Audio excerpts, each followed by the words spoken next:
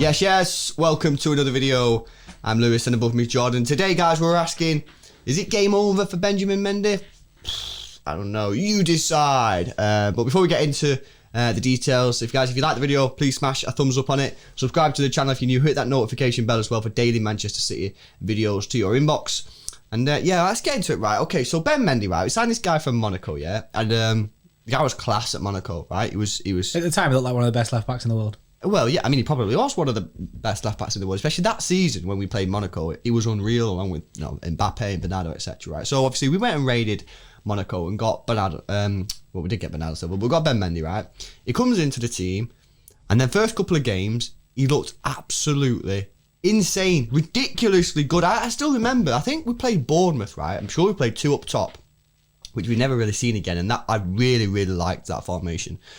And he was putting balls into the box, and I'm pretty sure he got like 7 assists. I'm pretty sure you always come up with that stat. What's that stat that you always come up with about Kolarov and Clichy or something? Yeah, he got more assists in his first 10 games than Kolarov and Clichy did ever, like in total. Yeah, I'm sure it's something like that. So some dodgy stat anyway, but it was a mad stat.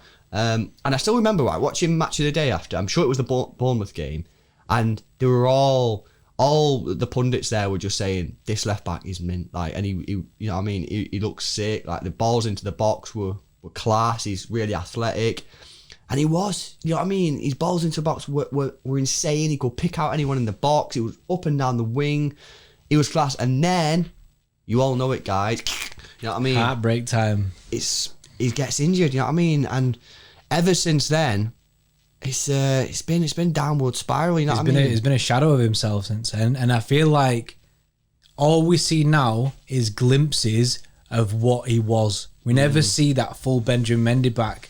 There's so many time after time where he'll play, he's just come back from injury, he's looking fit again, he'll play, and I'm thinking, oh my God, we're starting to see it. It's starting to happen. It happened at the beginning of the season as well. I was thinking, you know what?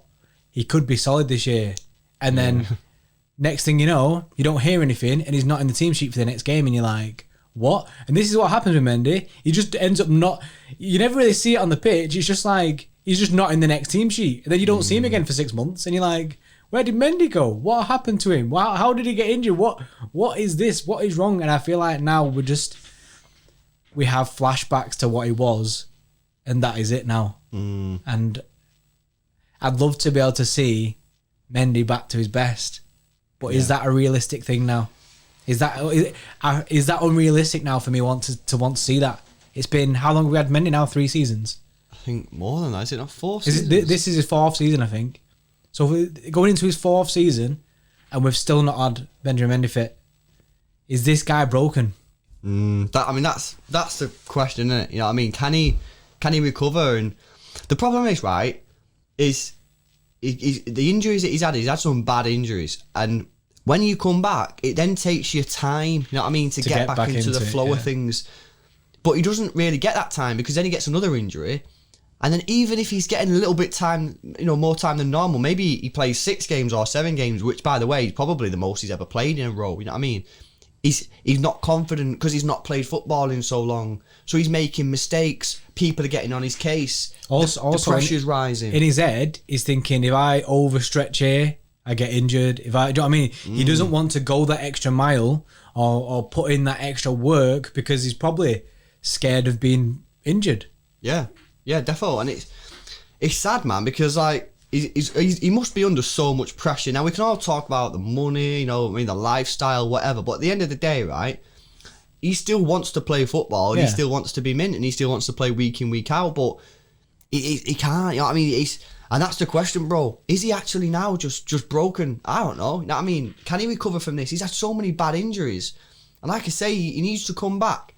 And he's played so little football. I think he's played like 45 football matches for us in the same time that Kyle Walker's played like 150, 160. You know what I mean? We've had a ball for the same amount of time. That's wild. And it's just when he comes back from injury, like I say, he's got to play 7 games just to get him up to sort of like a normal sort of fitness. But then on top of that, he's not even, forget about the fitness. He's then got the actual, the football sort of brain and like, because whilst there's a physical side, yeah, where like you got to get fit and stuff, there's also like a tempo.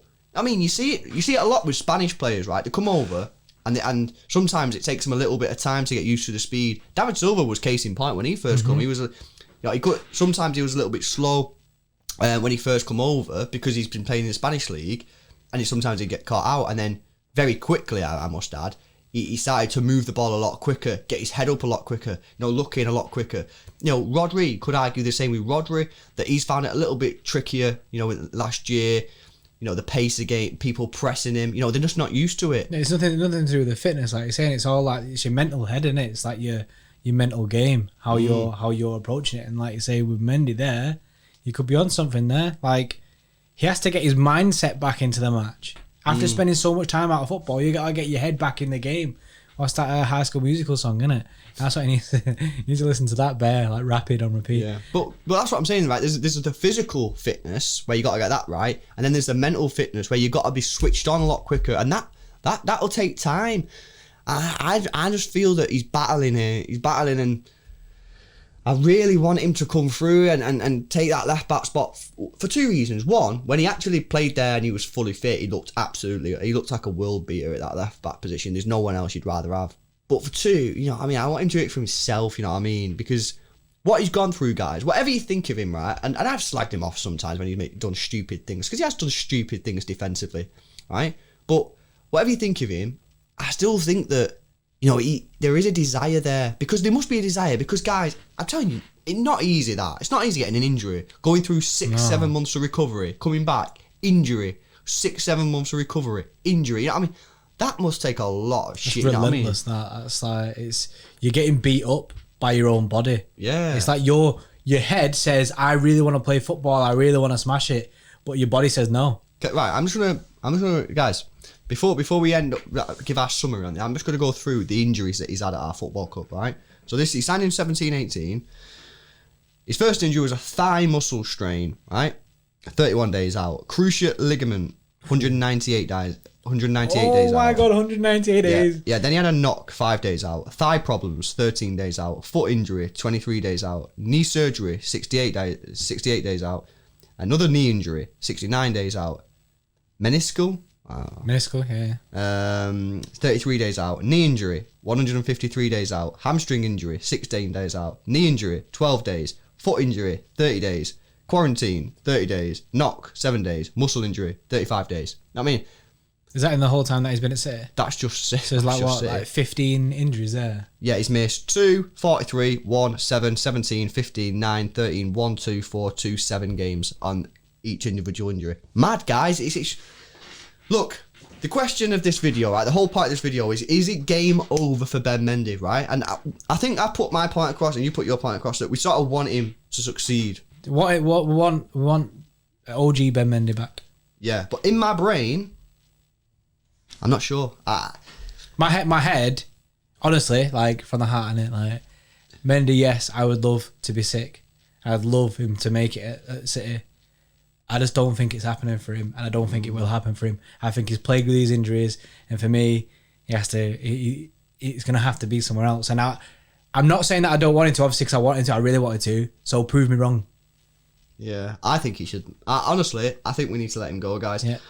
2 points on that. One, I think we need to let him go to a team that firstly can play him and him not be under that mad pressure. So sort of like a mid-table team somewhere, you know what I mean? Somewhere that there's not the mad pressure where if he makes a mistake, that could be season over, you know what I mean? Could he go back to Monaco?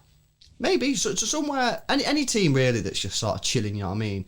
And 2, guys, don't, forget about getting a transfer fee.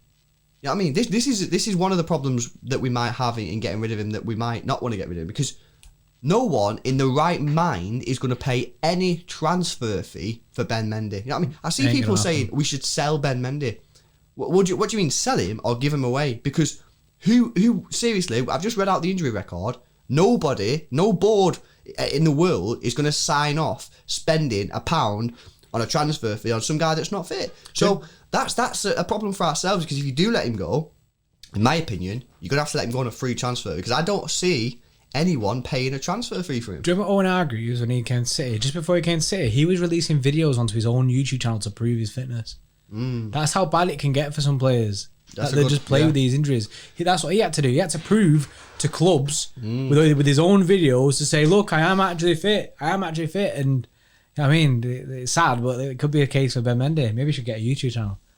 Link up in it. Link up. To be fair, it'd be pretty funny when he's pretty good at that. But guys, it's honestly, it's a difficult one. It's a really difficult one. On his day, when he's fully fit, best left back in the world. Oh, he's up there certainly. But will he ever be fully fit again?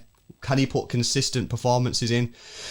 And that's the problem, guys. When you're playing at the top level in your club like City, you've got to have players that can actually stay fit. You know what I mean? We can't be having this inconsistent injured. Is he not injured? You know what I mean? So let us know what you think in the comment section below, guys. It's a difficult one. I don't know. Honestly, I don't really know what to do in it, to be honest. I do change my mind on this quite a bit, you know what I mean? But let us know what you think in the comment section below, guys. Smash the thumbs up on the video if you enjoyed it. Subscribe if you're new. And we'll catch you in the next one.